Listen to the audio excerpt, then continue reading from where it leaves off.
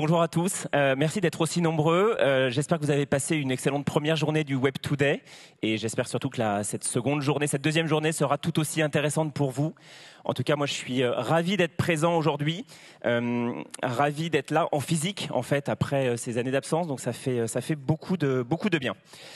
Aujourd'hui, on va parler effectivement unification des pratiques, des méthodes, des façons de travailler dans un environnement multiculturel, en tout cas suite à l'acquisition de pas mal de marques que je vais citer.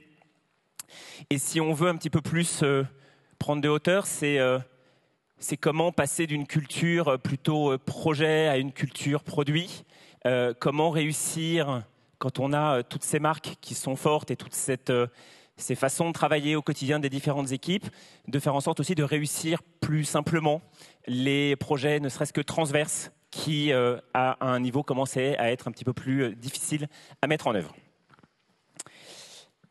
Alors, je me présente rapidement, donc Nicolas Silberman, je dirige les équipes techniques et produits chez Unify.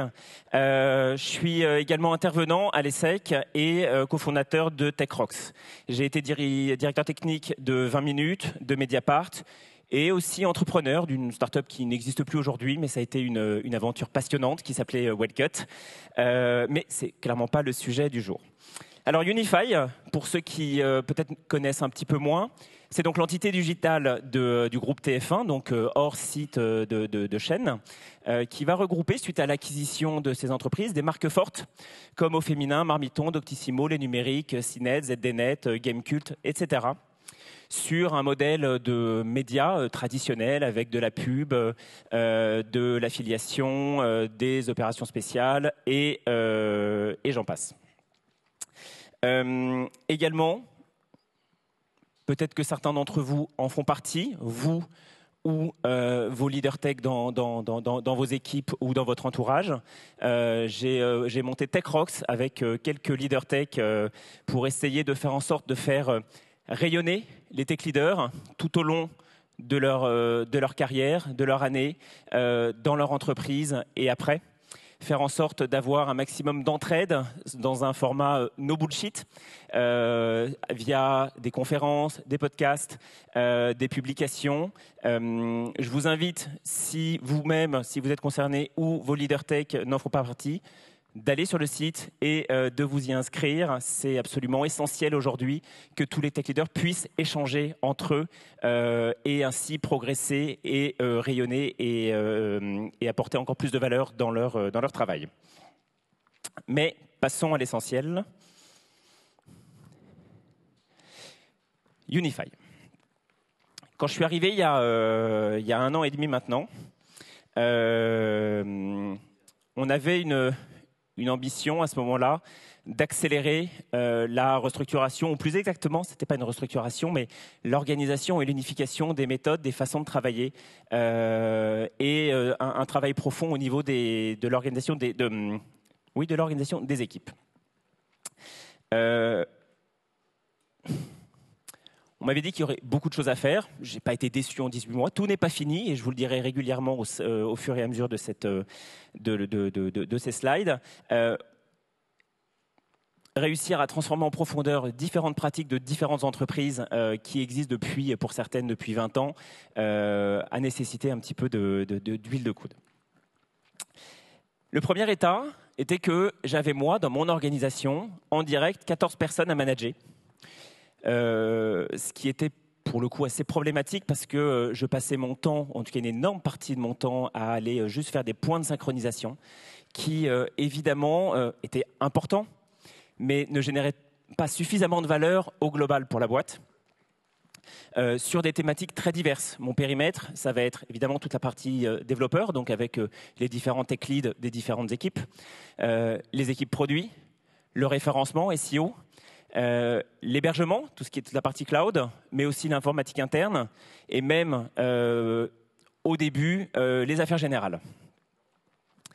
J'avais surtout, parce que 14 N-1, ça pourrait être gérable, mais les niveaux de seniorité étaient différents. Et donc l'autonomie était différente, évidemment. Donc suivant mes collaborateurs, il y avait un travail, un accompagnement, une présence beaucoup plus proche et beaucoup plus nécessaire avec certains qu'avec d'autres. Et résultat, trop d'opérationnel par rapport au travail et par rapport à la vision que sur laquelle on essayait de travailler.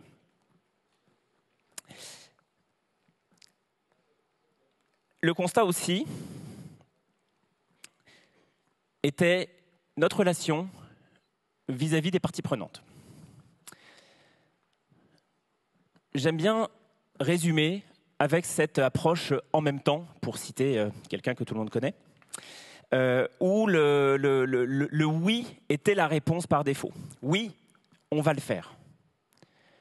Parce que oui, ta demande, à toi, mais à toi, mais à toi, mais à toi aussi, elle est prioritaire. Parce que c'est important pour toi, tu me l'as dit, donc je te crois, on y va. Et effectivement, à côté, c'est aussi prioritaire, mais on y va tous. Donc tout est top prioritaire. On avait une difficulté à ce moment-là, c'était qu'on ne prenait pas en compte nos capacités à faire. Et quand je parle de capacité à faire, je parle évidemment de la capacité côté équipe de dev, de développeurs, où là, on la suivait de façon assez précise, mais aussi la capacité à faire côté produit-projet. La capacité à spécifier, à se poser les bonnes questions, à accompagner correctement nos parties prenantes. Ça, on ne la mesurait pas du tout. Les équipes étaient surchargées.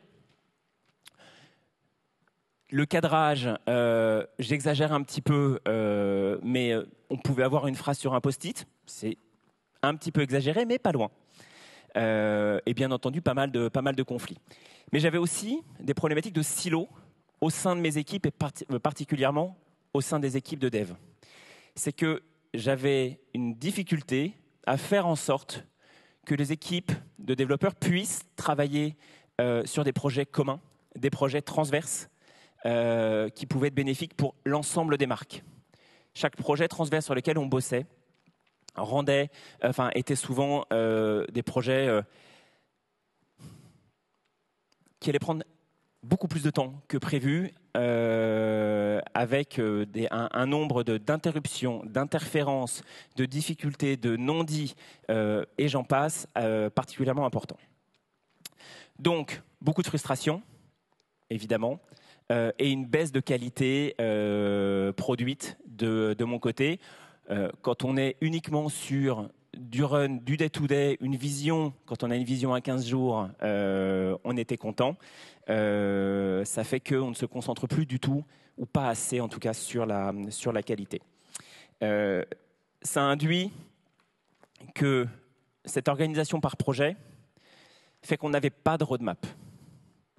Quand on me demandait sur quoi vous bossez en ce moment, je pouvais peut-être dire à l'instant T, mais c'était très compliqué pour moi de dire, tiens, dans 1 mois, dans 3 mois, alors 6 mois, 1 an, on n'y pensait même pas, qu'est-ce que vous allez faire ?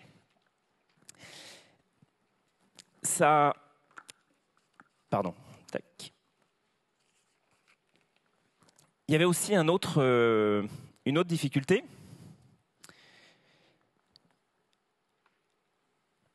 En termes de pratique. On a 20 boîtes, 30 marques qui ont chacune une façon de faire, des équipes avec des méthodes en place depuis un certain nombre d'années, un code d'une certaine qualité, d'un niveau de qualité attendu par les équipes précédentes. Toujours très facile d'arriver après de critiquer, donc ça correspondait en tout cas à des besoins du moment. Et aussi du coup des zones de confort des équipes qui étaient bien dans leur quotidien, et l'idée de faire autrement n'était pas forcément évident. Tout ça, je le résume avec souvent cette expression de dire qu'on était un vrai entonnoir à projet.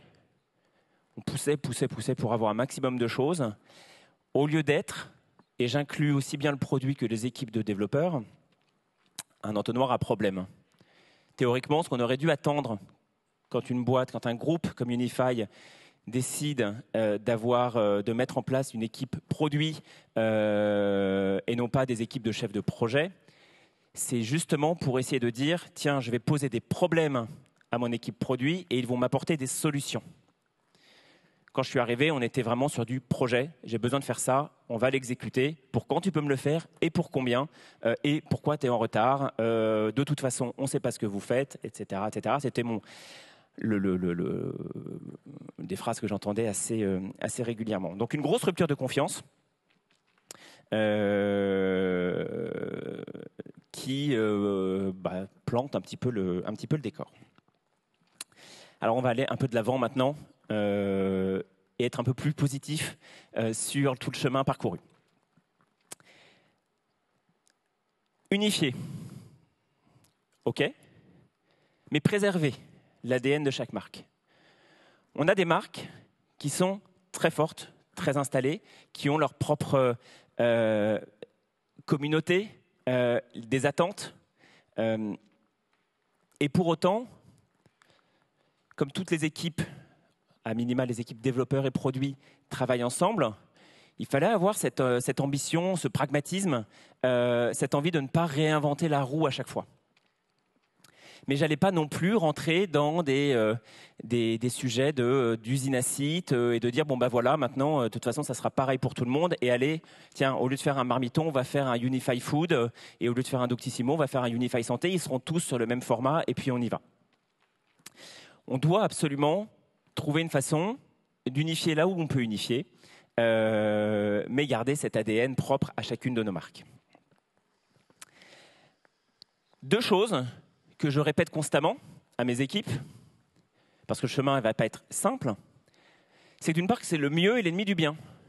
On veut toujours faire quelque chose de parfait, d'aller encore plus loin, mais si déjà on fait quelque chose de bien, on peut être super content. Il faut s'en féliciter.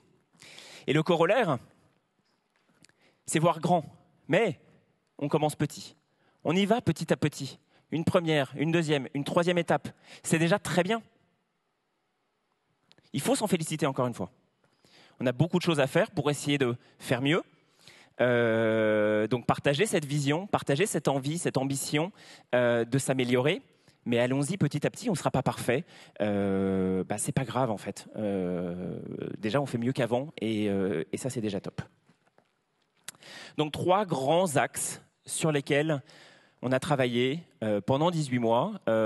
Encore une fois, le travail n'est pas terminé. Je ne viens pas vous dire, voilà la recette miracle en 18 mois pour unifier un ensemble d'équipes de 80 personnes à travailler tous ensemble et avoir des résultats prodigieux. Non, je ne dis pas ça. Mais les choses se sont grandement améliorées et ont permis de voir maintenant des axes d'amélioration plutôt que des axes de stabilisation qui sont à peu près le résumé de ces 18 mois. Le premier point, l'organisation et les rôles. Comment revoir les rôles et les responsabilités qui sont toujours en évolution. Comment clarifier, faire en sorte que ce soit compris. Il y a 2 choses sur lesquelles je me suis appuyé, que je vais expliquer dans les slides suivantes. Il y a d'une part, peut-être que certains connaissent, ce qu'on appelle la loi de Conway. Je vais vous l'expliquer dans un instant. Et également la définition d'une topologie des équipes. La loi de Conway, grosso modo, elle va vous dire de faire en sorte que l'organisation de vos équipes, principalement de développement et produits, l'organisation de vos équipes doit correspondre au découpage, à l'architecture de votre logiciel. De faire en sorte que ce soit cohérent pour faciliter la communication, pour faciliter les flux d'échange entre des équipes, d'une équipe à une autre et donc d'une application à une autre. Parce que l'impact de l'un à l'autre et de l'autre à l'un est très très fort. Le deuxième point, c'est la topologie des équipes. Et pour ça, je me suis appuyé énormément sur un livre que je ne peux que vous recommander ou recommander à vos leaders tech de lire dès que possible, qui s'appelle Team Topologies de Matthew Skelton, et qui va avoir cet objectif non pas de réinventer la roue, de trouver une énième méthodologie, etc., mais bien au contraire, de clarifier, simplifier les rôles et surtout les modes de communication entre les équipes. On va retrouver dans ce livre des types d'équipes et des modes de communication pour les équipes. Les 4 grands types d'équipes qui sont proposés. Encore une fois, ça ne réinvente pas, ça ne révolutionne pas le monde, ça donne des mots simples à des objectifs donnés, à des types d'équipes données. Mes deux principales équipes, ce sont les équipes Streamline et les équipes plateforme. Les équipes Streamline, elles ont un objectif, satisfaire le client final, l'internaute, l'annonceur. Elles vont tirer leur roadmap du feedback qu'elles vont récupérer de ces utilisateurs et travailler ainsi à l'amélioration pour des indicateurs de succès qui leur sont propres. À l'inverse, si on peut le dire, les équipes plateformes, elles travaillent sur un ensemble d'outils, de services, d'applications que les équipes Streamline vont pouvoir utiliser. Mais ces outils, ces services, ces applications, elles arrivent à les définir par le retour que peuvent leur proposer les équipes Streamline, dont le retour qu'elles ont sont les internautes. Hors de question, et je vais en reparler dans un instant, que ces équipes plateformes puissent tout décider elles-mêmes et imposer leurs lois, leurs fonctionnalités comme elles le souhaitent auprès des équipes Streamline. Et vous avez deux autres types d'équipes qui sont un petit peu plus transverses. Les enablers, celles qui vont aider, celles qui vont faciliter, celles qui vont travailler avec une équipe Streamline ou plateforme sur des sujets pour leur permettre de faire mieux. Sur, par exemple, comment mieux travailler la performance, la web performance des sites, comment mieux travailler la mise en place d'outils analytics dans des bonnes pratiques, dans les règles de l'art, des choses comme ça. Et le dernier type d'équipe, qui sont des équipes plutôt éphémères, qui, elles, vont être plutôt sur des sujets un peu innovants, difficiles, donc les équipes Complicated Subsystems, qui, là, viennent défricher un sujet complexe, avec, sur une durée, quand je dis éphémère, ça peut être un jour, une semaine, un mois, un an, pourquoi pas. Ça reste éphémère sur un sujet donné.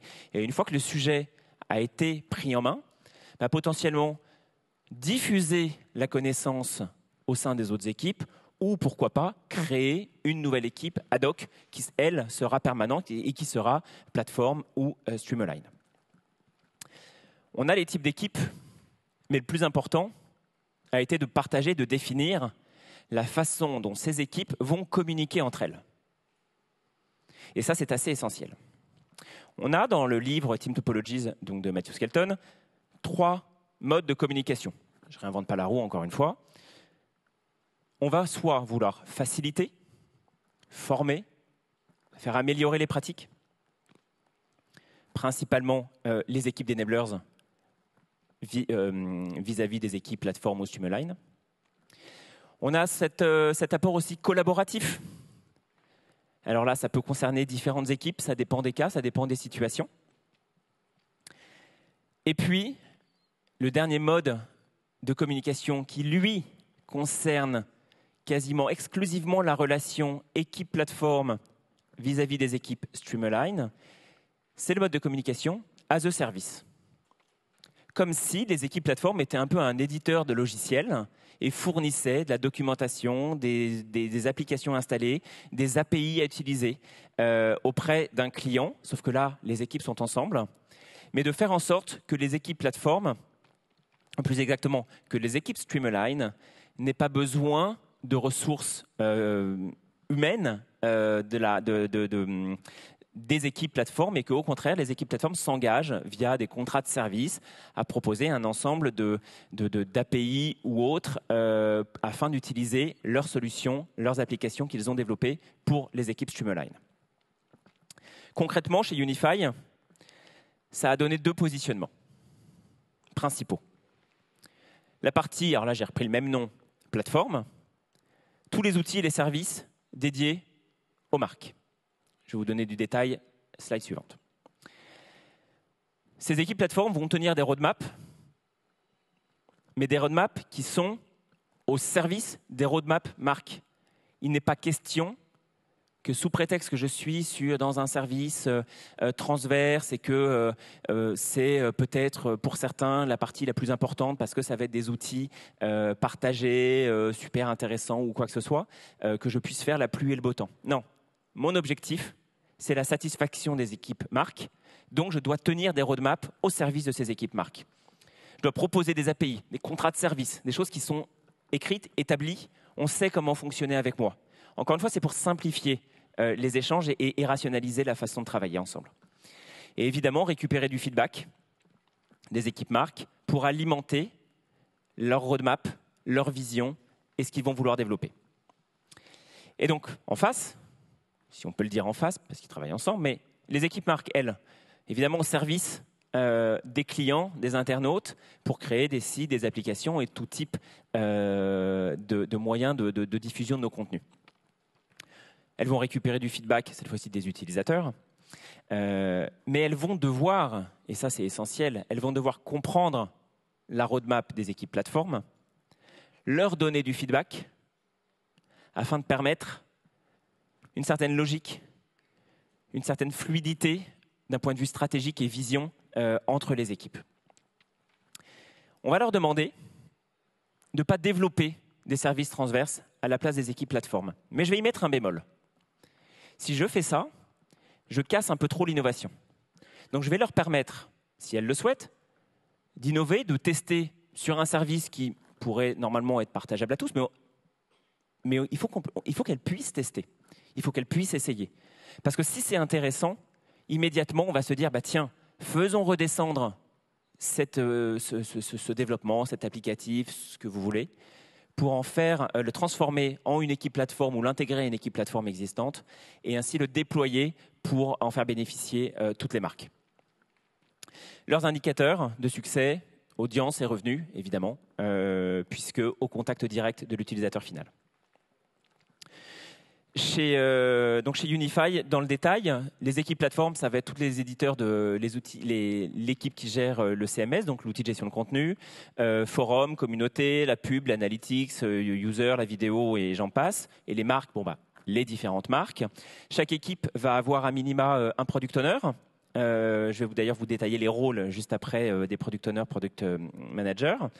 Un product owner, un tech lead, un ou plusieurs devs, pour être vraiment sur ce format un peu squad, avec le plus d'autonomie, et suivant les périmètres, des product managers qui vont venir assurer une vision à long terme. Et donc ces équipes plateformes vont proposer les API ou équivalents aux équipes marques qui vont pouvoir utiliser, si elles le souhaitent, c'est fortement recommandé, ces outils mis à disposition par les équipes plateformes. Et bien entendu en transverse, les enablers, et ces équipes éphémères, ad hoc, complicated subsystems, que l'on peut créer au besoin pour aller prendre un sujet en main et avancer. Donc ça, c'est le niveau équipe.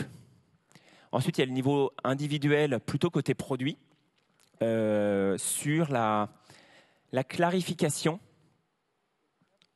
entre nous, mais aussi auprès des différentes parties prenantes, de ce que c'est que le produit, ce que c'est qu'un product manager, ce que c'est qu'un product owner.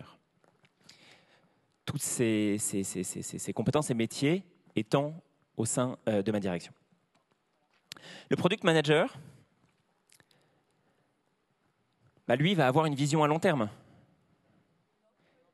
Une vision stratégique, entre ambitieux évidemment. Il va concevoir. C'est lui qui va être acteur de toutes les phases de discovery, de découverte des besoins de nos utilisateurs finaux, de priorisation au sens large. Et responsable, en partie ou non, suivant les indicateurs, de la bonne tenue des audiences, des revenus, du churn, du NPS, de la conversion, bref, en majorité des indicateurs business et quelques indicateurs produits. Chaque product manager va être épaulé de un ou plusieurs product owners. Et donc, pour clarifier le rôle des product owners, eux, ils ont une vision très tactique. On est sur du court ou du moyen terme. On est sur le day-to-day. On est sur ce besoin de faire en sorte de traduire la vision business du product manager aux équipes de dev par quelque chose d'intelligible, mais surtout par des éléments actionnables dans nos différents backlogs. ils vont représenter les besoins utilisateurs auprès des développeurs pour les impliquer le plus possible et pas uniquement demander aux devs d'exécuter, ce qui ne fonctionne pas. Je pense qu'on partage tous ce point de vue. Donc là où on va suivre un petit peu leur quotidien et leur indicateur de performance, ça va être les user stories qui sont terminées, donc toutes les fonctionnalités qui ont été décrites et spécifiées pour que les développeurs puissent les réaliser, mais également des indicateurs de manière générale liés à l'équipe de réalisation de vélocité, de productivité.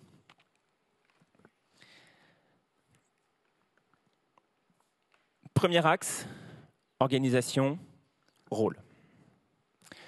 Le deuxième, les méthodes. Chaque équipe avait, je vous disais ça il y a quelques slides, des pratiques héritées qui étaient là, qui étaient en place, qui étaient très bien, qui répondaient à des contextes donnés, pas de souci là-dessus. Mais ça rendait difficile, ne serait-ce qu'à mon niveau, un pilotage et une vision d'ensemble facilement accessible, utilisable, et rendait également difficile le switch, ou en tout cas le transfert d'une équipe à une autre, parce que les façons de faire n'étaient pas les mêmes. On s'est posé pas mal de questions. On a fait déjà un premier travail sur lequel je ne vais pas m'étendre, qui a été de simplifier le nombre d'outils différents qu'on utilisait. Ça n'a pas été simple, en fait. On pourrait en parler pendant des heures, de faire en sorte de dire, bah non, en fait, 90% des outils, on va tout couper. Et ce n'est pas une question économique, c'est juste une question de, c'est logique et c'est rationnel, on va tous passer sur le même outil. Disclaimer, on est tous passés sur Jira, mais bien configuré. Et c'est donc poser la question des différentes méthodes. Qu'est-ce qu'on fait? Loin de moi l'idée de me dire, je vais imposer ma méthode. Ça ne marche pas. Donc on a essayé de comprendre. On a essayé de comprendre en posant un certain nombre de questions de quelle est la durée de votre sprint, de est-ce que vous savez quelle est la definition of done, definition of ready ou d'autres indicateurs comme ça. Est-ce que vous connaissez la méthode que vous utilisez actuellement? Et tout un ensemble de questions qui nous ont permis d'avoir un peu de data factuelle, anonyme, et exploitable. À partir de là, on a fait deux choses. D'une part, vous l'imaginez bien, chacun avait son organisation dans Jira, sa façon de découper les tickets, les catégoriser, différentes étapes, toutes adaptées, mais difficilement mutualisables. Donc on a fait une hiérarchie d'objets agile simplifiée. Deux grandes façons de regrouper les tickets, des initiatives qui sont des regroupements de fonctionnalités sur des critères de business, et des composants qui sont aussi des regroupements de fonctionnalités, mais sur des critères plutôt technico-fonctionnels pérennes. Et à l'intérieur de ça, on va avoir des épiques, des user stories, des tâches, des sous-tâches et des bugs, mais on a limité du coup à 6 types d'objets agiles versus une quarantaine qui pouvaient exister jusqu'à présent. En termes de pilotage derrière, ça a été du bonheur. Et il a fallu qu'on se pose la question de quelle méthode proposer à tous les développeurs et les équipes produits. Et on s'est rendu compte, quand on reprend le sujet, le découpage plateforme et Streamline, que les attentes en termes de clients internes ne sont pas les mêmes. Pour les équipes marques, il y avait un besoin de cadencer, de proposer des rendez-vous réguliers à nos clients internes, de donner cette visibilité, mais avec une notion vraiment de timing et de release. Et Scrum, pour ceux qui connaissent, répond parfaitement à ça. Parce que ce sont des sprints de 1 à 4 semaines, avec des objectifs à la fin de chaque sprint, où on ne se pose pas vraiment de questions pendant le sprint, on avance et on se fait des bilans lors de phases de démo, lors de phases de rétrospective, etc. Et qui correspondent parfaitement aux besoins de nos clients internes, des directions de marque et autres intervenants. Les équipes plateformes, elles, c'est pas exactement comme ça. On a privilégié l'usage de Kanban, parce que Kanban, c'est du delivery en continu, c'est de l'amélioration en continu, c'est du support en continu.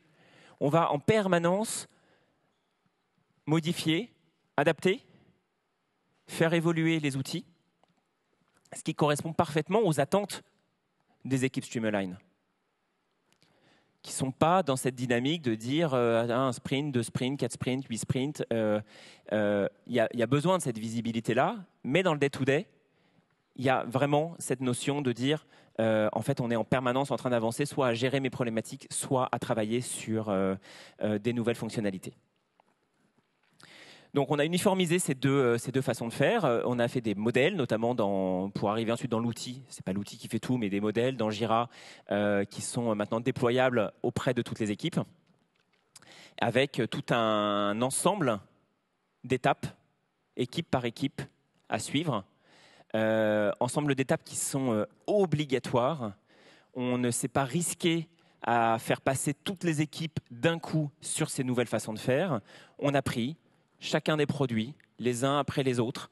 On a défini des objectifs, diagnostiqué, commencé à communiquer. Grosse phase de formation. On était tous à l'aise, mais on n'avait pas forcément tous les mêmes définitions. D'accompagnement, des ateliers et du suivi.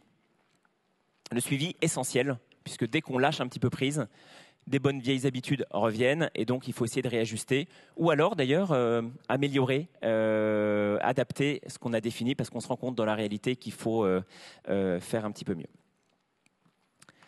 Et dernier axe, communication. Je vous invite à préparer vos questions si vous en avez, on a bientôt fini. La communication essentielle. On était dans une phase très boîte noire. On ne savait pas ce que les équipes techniques et produits, ce sur quoi elles travaillaient. On ne comprenait pas. Enfin, en tout cas, c'était le ressenti fort dans l'entreprise. Donc, il y a 2 choses principales qui ont été mises en place. D'une part, ce qu'on appelle, nous, en interne, la Product Review, qui a lieu tous les 15 jours, qui est ouverte à toute la boîte et qui va permettre de présenter ce qui a été fait pendant les 15 derniers jours, ce qui est sur la roadmap à court terme dans les tuyaux qui va arriver prochainement. Parler aussi de tous les sujets invisibles sur les optimisations, sur le référencement, sur le SEO, sur les web performances, sur des sujets de discovery, de découverte faites par les PM. Tiens, on a travaillé là-dessus, on a fait un POC là-dessus, on a essayé ça, etc., etc. D'essayer de partager ça, ça ne va pas durer très longtemps. On fait durer cette review généralement une 30-40 minutes, grand maximum 1 heure, avec un taux de présence des collaborateurs hors de mon service assez important et ça montrait à quel point c'était attendu, pour vraiment partager ce côté, voilà ce sur quoi on bosse et faire comprendre à tout le monde tous les sujets qui étaient en cours et ainsi se mettre un petit peu plus en avant et mieux casser fissurer au moins la boîte noire. Et le deuxième point, c'est les comités marques qui existaient sous plein de formes différentes, mais qui là, toutes les 6 semaines, vont réunir tous les stakeholders, donc évidemment la direction de marque, la partie tech, produits, régie pub, affiliation, référencement. Et c'est déjà pas mal.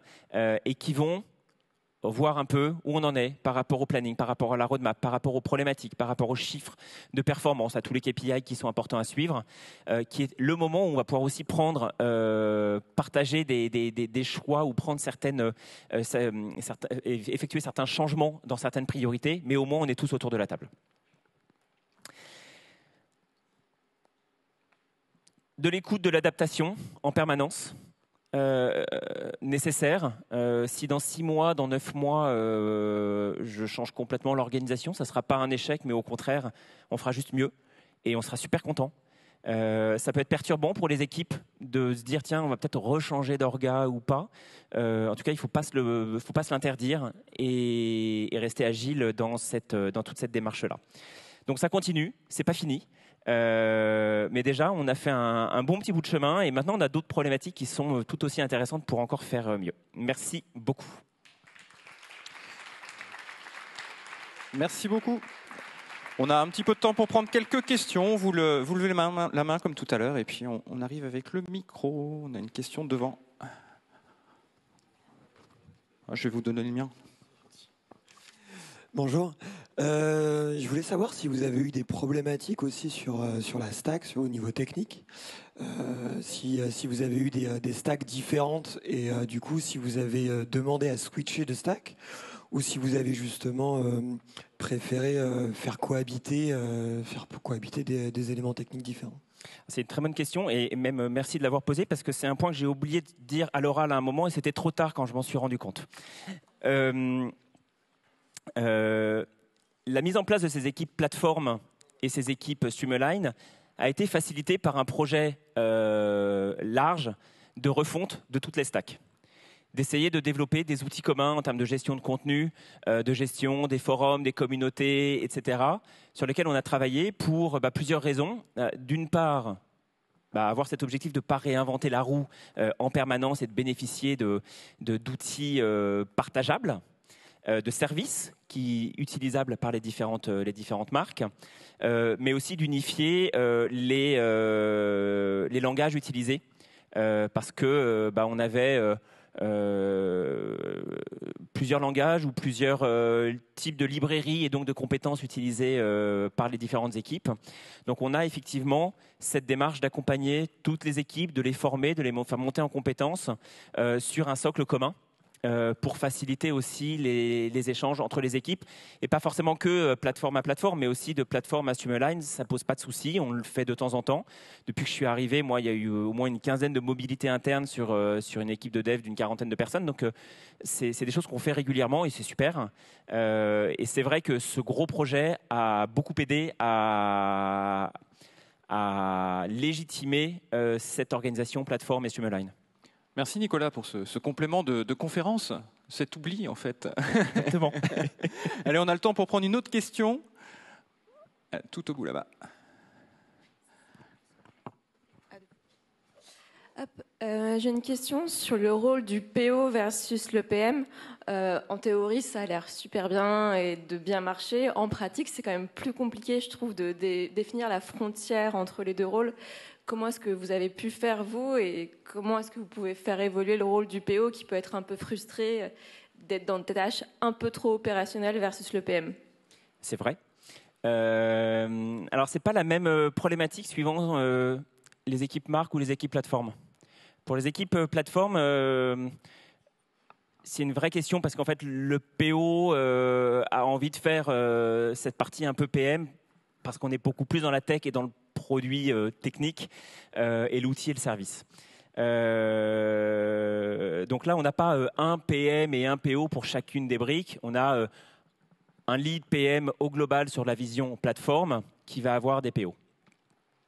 Pour la partie marque, jusqu'à présent, ça se fait assez naturellement parce qu'en fait, la relation avec notamment les marques et les autres parties prenantes se fait par le PM, le ou la PM, qui va pouvoir travailler sur la roadmap, sur la communication, sur les phases de discovery, en fait, donc vraiment dans ces parties essentielles. Et une fois que la vision est partagée, de l'envoyer pour le PO qui, lui, dans ce côté un peu, je me fais taper sur les doigts à chaque fois que je dis ça, mais ce côté un peu chef de projet, vraiment une relation, une dynamique forte avec son binôme tech lead, et en restant dans cette vision court terme et moyen terme, très honnêtement, ça génère assez peu de perturbations entre les deux. Mais c'est vrai que souvent, il y a un moment où un PO demande à évoluer et on essaye de voir comment leur donner peut-être un peu de product management, voir ce que ça peut donner et peut-être envisager des évolutions de carrière. Mais parce que suivant la seniorité, c'est là où il y a ces moments où on va se poser un peu plus de questions pour les accompagner. Merci Nicolas.